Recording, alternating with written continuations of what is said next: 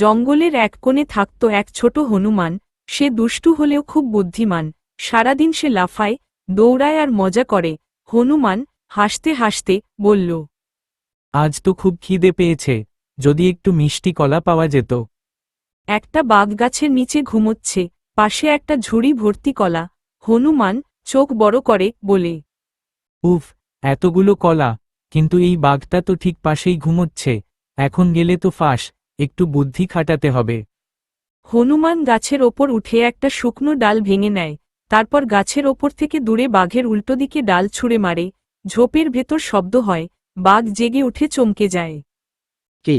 কোথা থেকে শব্দ হলো? নিশ্চয়ই শিকার, আমি দেখি। বাঘ দৌড়ে চলে যায় অন্যদিকে। হনুমান হেসে গাছ থেকে নামে। হনুমান কলার ঝুড়ির কাছে গিয়ে সব কলা নিয়ে গাছে উঠে বসে।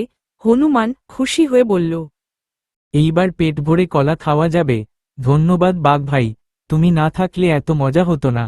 হাসতে হাসতে কলা খেতে থাকে। হনুমান গাছের ডালে বসে